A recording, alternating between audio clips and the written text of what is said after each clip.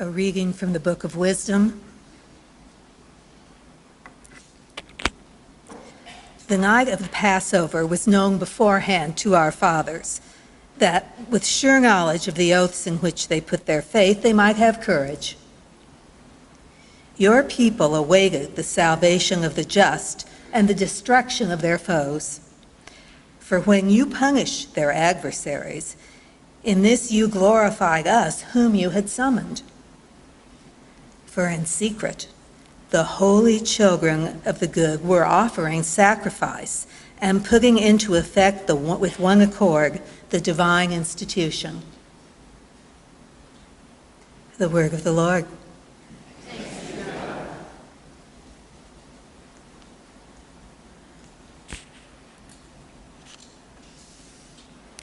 A reading from the letter of St. Paul to the Hebrews. Brothers and sisters, faith is the realization of what is hoped for and evidence of things not seen. Because of it, the ancients were well attested. By faith, Abraham obeyed when he was called to go out to a place where he was to receive as an inheritance. He went out, not knowing where he was to go. By faith, he sojourned in the promised land as in a foreign country, dwelling in tents with Isaac and Jacob, heirs of the same promise.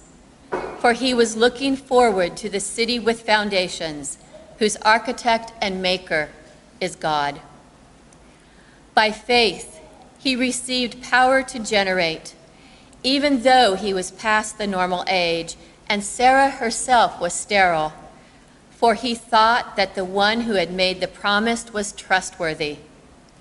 So it was that there came forth one man, himself as good as dead, descendants as numerous as the stars in the sky, and as countless as the sands on the seashore. All these died in faith. They did not receive what had been promised, but saw it and greeted it from afar, and acknowledged themselves to be strangers and aliens on earth, for those who speak thus show that they are seeking a homeland. If they had been thinking of the land from which they had come, they would have had an opportunity to return. But now they desire a better homeland, a heavenly one. Therefore, God is not ashamed to be called their God, for he has prepared a city for them.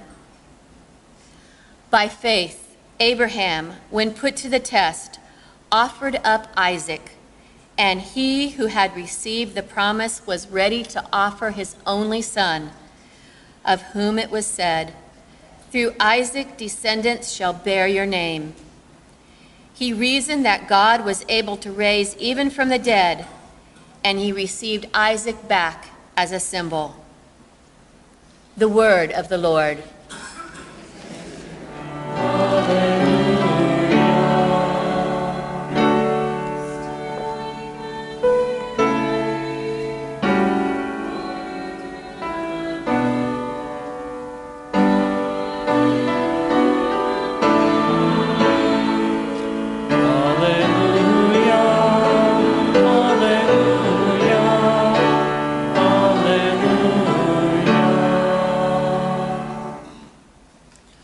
The Lord be with you.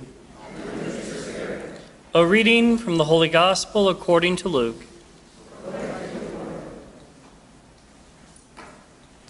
Jesus said to his disciples, "Do not be afraid any longer, little flock, for your Father is pleased to give you the kingdom.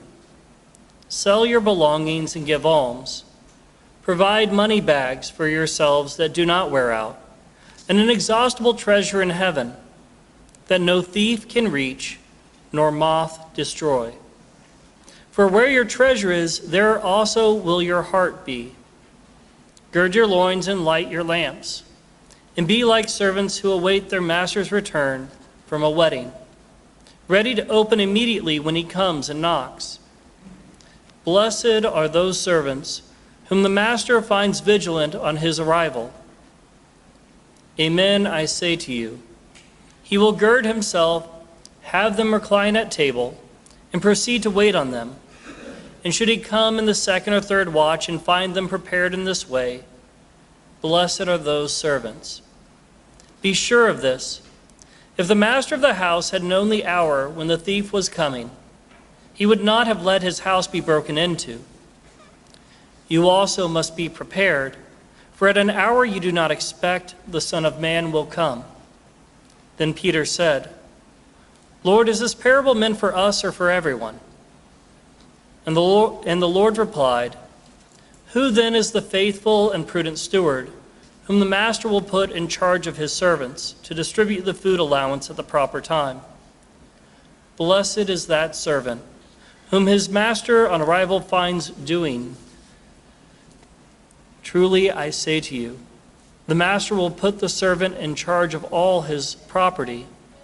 But if that servant says to himself, 'My master is delayed in coming,' and begins to beat the men servants and the maid servants, to eat and drink and get drunk, then that servant's master will come on an unexpected day and at an unknown hour, and will punish the servant severely, and assign him a place with the unfaithful. That servant who knew his master's will but did not make preparations nor act in accord with his will shall be beaten severely. And the servant who was ignorant of his master's will, but acted in a way of deserving of a severe beating, shall be beaten only lightly. Much will be required of the person entrusted with much, and still more will be demanded of the person entrusted with more." The Gospel of the Lord. Praise to you, Lord Jesus Christ.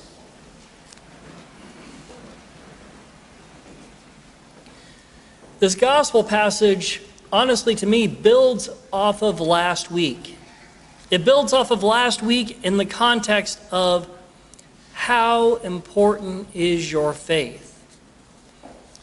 There are a couple bumper stickers that cause me to chuckle a little bit every time I see them.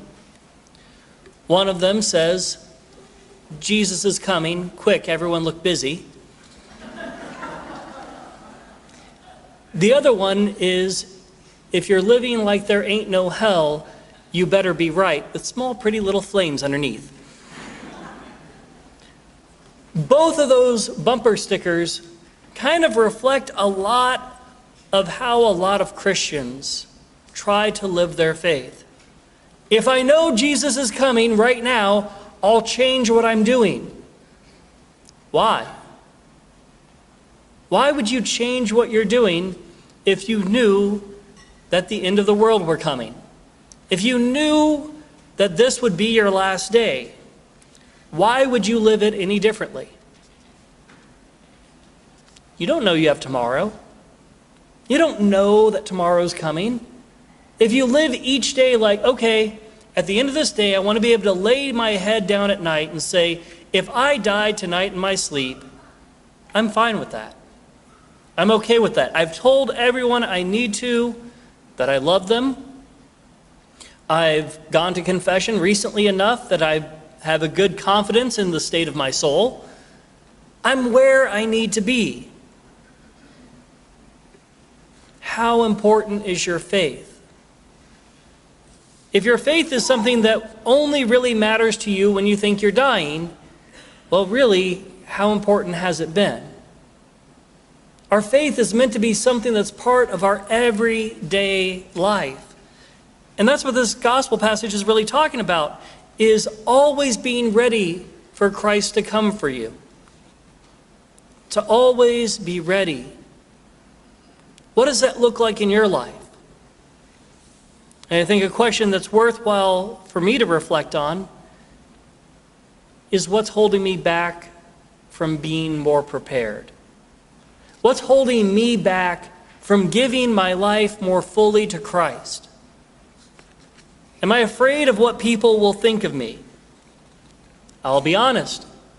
As a priest, I am. I am afraid of what people think of me. And many times it causes me to get caught up with trying to do more things because I want people to not see me as a lazy priest.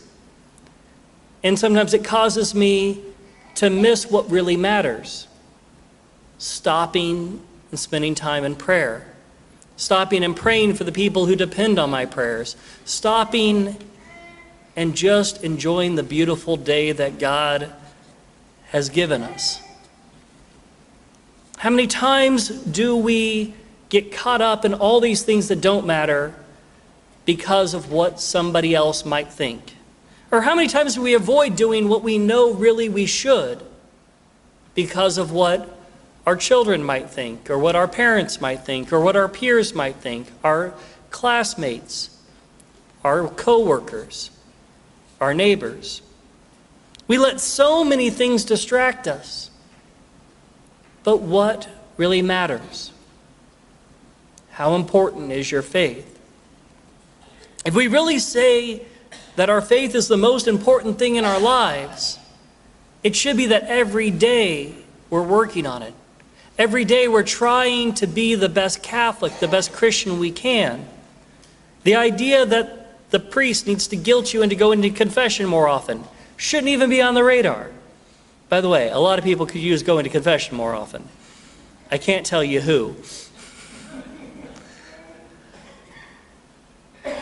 We're all called to be ready at every moment. And to realize if God has blessed you with a lot of things in this life, that your job is to pour that out to others as blessings. To pour it out on your children, to pour it out on your parents, to pour it out on your neighbors, your coworkers, your friends. Much will be required of the person entrusted with much, and still more will be demanded of the person entrusted with more. What have you been entrusted with? Well, frankly, you've all been entrusted with the faith. Each one of you who sits in this church this day has been entrusted with the faith.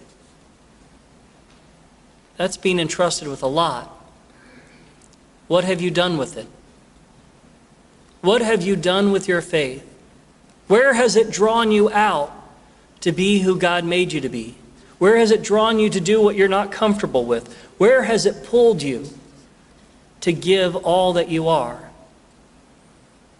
We live a faith of a God who gave us all that He is, laying down His life on the cross and giving us His very self at baptism and renewing that in reconciliation and giving us His fullness in the Eucharist.